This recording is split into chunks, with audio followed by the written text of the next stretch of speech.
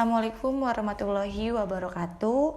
Yang saya hormati Bapak Profesor Haji Sofyan Iskandar dan Ibu Primanita Solihas Rosmana selaku dosen pengampu mata kuliah kurikulum dan pembelajaran.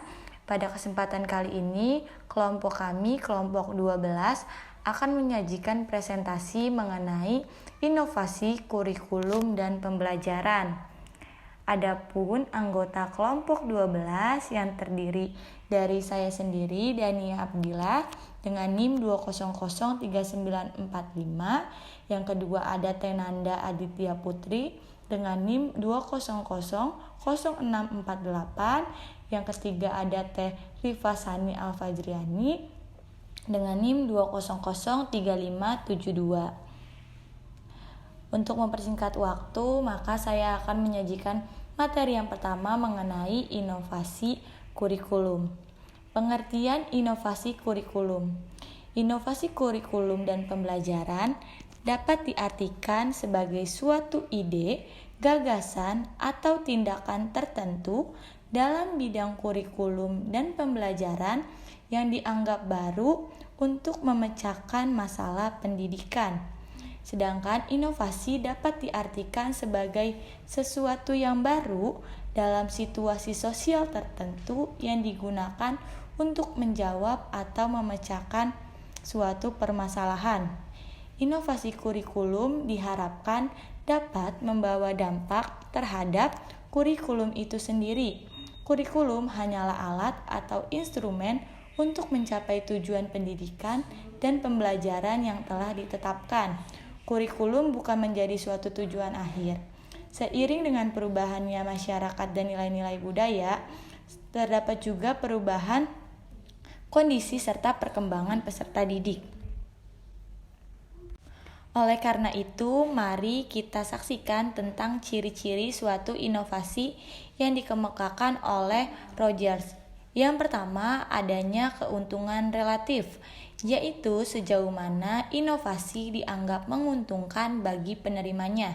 Tingkat keuntungan dan kemanfaatan suatu inovasi dapat diukur berdasarkan nilai ekonomi, faktor sosial, kesenjangan, kepuasan, ataupun mempunyai komponen yang sangat penting, yaitu menguntungkan bagi penerimanya. Yang kedua, adanya kesepahaman atau compatible, yaitu tingkat kesesuaian inovasi dengan nilai, pengalaman, lalu dengan juga kebutuhan bagi penerima inovasi tersebut. Inovasi yang tidak sesuai dengan nilai dan norma diyakini oleh penerima tidak akan diterima dengan cepat karena memerlukan penyesuaian waktu yang lebih.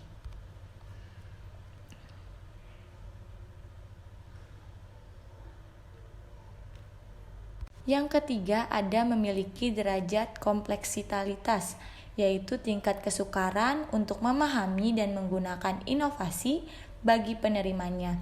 Suatu inovasi yang mudah dimengerti dan mudah digunakan oleh penerima akan cepat tersebar.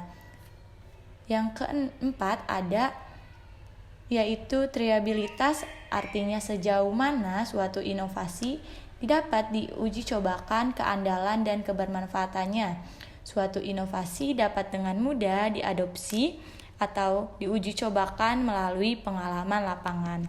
Dan yang terakhir yaitu dapat diamati atau dapat diobservasi, yaitu untuk mempermudah suatu penilaian hasil inovasi. Suatu inovasi yang hasilnya mudah diamati akan makin cepat dan diterima oleh masyarakat.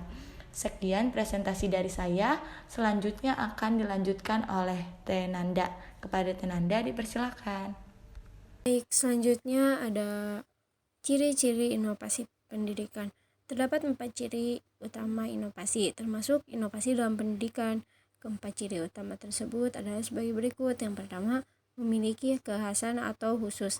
Artinya, suatu inovasi memiliki ciri yang khas dalam arti ide, program, tatanan, sistem, termasuk kemungkinan hasil yang diharapkan. Yang kedua, memiliki ciri atau unsur kebaruan, dalam arti suatu inovasi harus memiliki karakteristik sebagai buah karya dan buah pikir yang memiliki kadar orisinalitas dan kebaruan.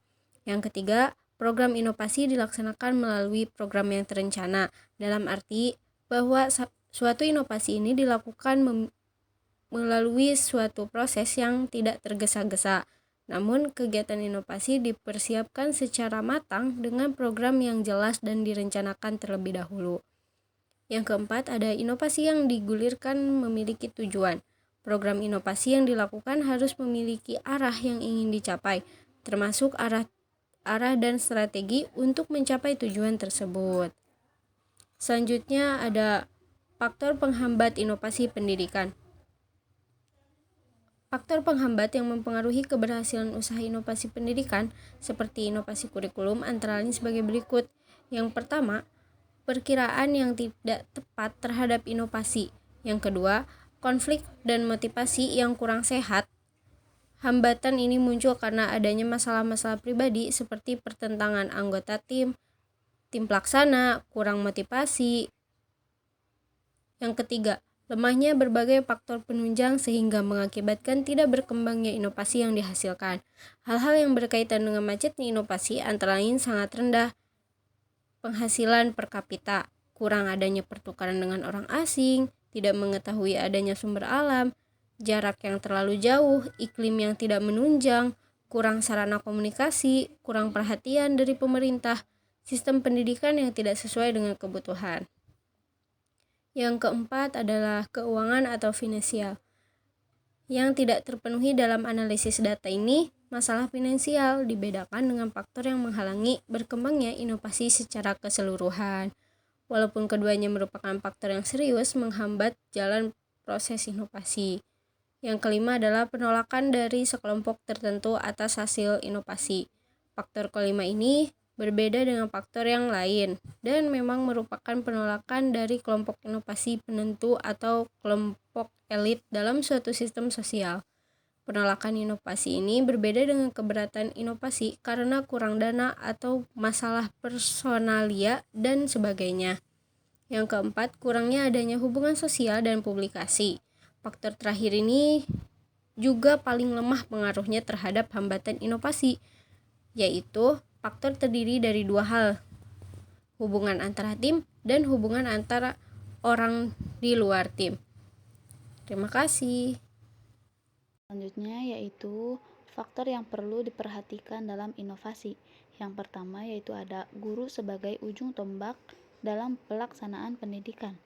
Hal ini berarti merupakan bahwa guru merupakan pihak yang sangat berpengaruh dalam proses belajar mengajar.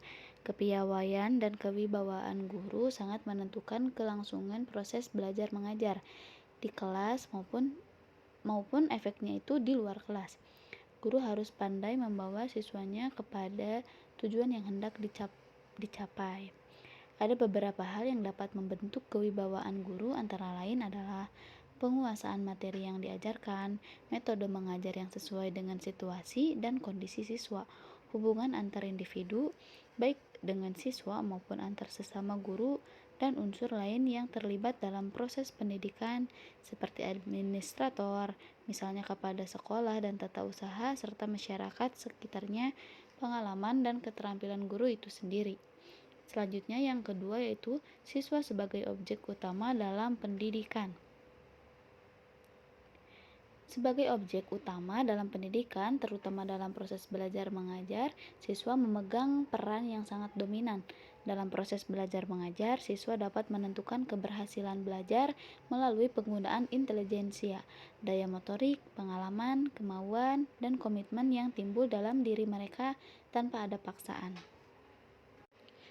Selanjutnya ada jenis-jenis inovasi dalam pembelajaran. Yang pertama yaitu pembelajaran berbasis permainan. Yang kedua yaitu ada pembelajaran jarak jauh. Yang ketiga yaitu pembelajaran dengan pusat siswa.